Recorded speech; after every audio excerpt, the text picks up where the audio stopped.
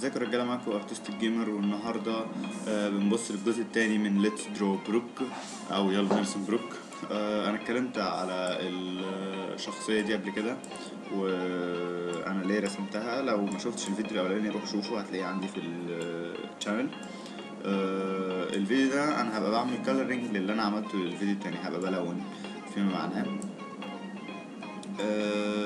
فلأي حد بقى ايه يبدأ يلون. مبدئيا التلوين معناها انك تستخدم الفرش الموجودة عندك. انا بستخدم اللي هو يعني برنامج مش برنامج رسم قوي، يعتبر تعبان يعني. بس يعني انا بستخدم الامكانيات اللي عندي. انا المفروض اتعلم ابقى بعمل بينت على الفوتوشوب احسن، بتاعه بيدي منظر احسن. بس يعني انا بشتغل باللي عندي وبطلع في الاخر حاجات ايه عجباني جدا يعني. المهم، انت اهم حاجه انت تقعد تجرب البرش اللي هي الفرش، تجرب الفرش على قد ما تقدر وتشوف انهي فرش عجباك او انهي فرش ظابطه معاك.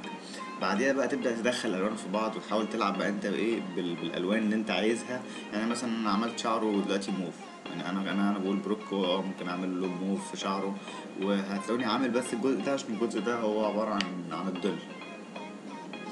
من الحاجات المهمة انك لازم تعمل حساب الظل. انا في الجزء الاولاني كنت عملت خطوط للظل، وهتلاقيها ظاهرة دلوقتي اللي هي عند الوش من جنبه كده. الخطوط دي انت بتستخدمها في الالوان، بتبقى الحتت دي اغمق من الحتت اللي جنبها.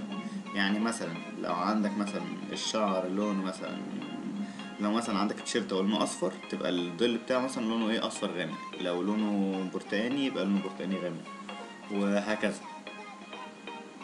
بيبقى نفس اللون اللي جنبه اللي هو في الحته الفاتحه، بس ايه بيبقى اغمق شويه بس. وانت بقى المفروض تطلع اللي في دماغك وتطلع ابداعك وكده. طيب خلينا نتكلم عن الابداع شويه. الابداع ببساطه، في ناس بيقول لي انت يعني في دايما سؤال كده بيجي لاي حد بيرسم. يعني هو انا ارسم ايه؟ لو واحد هيجي يرسم النهارده يقول لك انا ارسم ايه، او انا ازاي ارسم حاجه كريتيف، او ازاي ارسم حاجه مبدعه قوي. حلو، اللي هو الابداع ده عباره عن ايه؟ الابداع عباره عن خزنه كده. الابداع عباره عن خزنه. حلو، خزنه ايه بقى؟ انت بتحط حاجات في الخزنه، تمام كده، بتاخدها منها. لو الخزنه عندك فاضيه مش هيبقى عندك ابداع، هتبقى الدنيا فاضيه. طب انا ازاي احط الابداع او احط الحاجات في الخزنه دي عشان اطلع الابداع بتاعي؟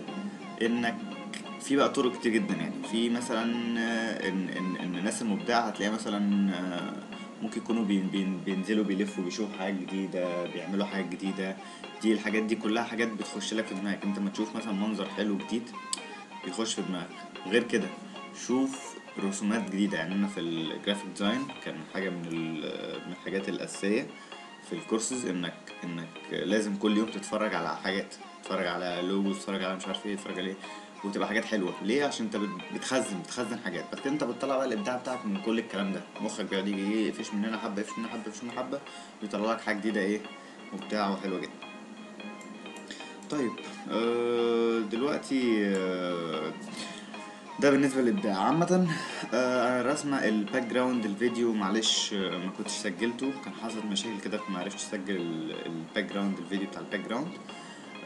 بس فاللي ظهر بس اللي هو الكاركتر نفسه، التلوين والباك جراوند تقريبا عامله بنفس التكنيكس بتاع الرسم بتاع الكاركتر يعني، بتاع بروك.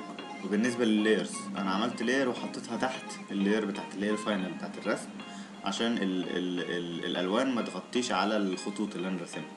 كده كده الخطوط في الاخر انا عايزها تبقى باينه. انا مش بعملها عباره عن رسمه بس، يعني انا مش عاملها عباره عن بينتينج بس، مش عاملها عباره عن انها لوحه. عاملها قشطه رسمه في اللي هي الخطوط وفوقيها بقى الالوان بس دي كل حاجه. الموضوع سهل جدا.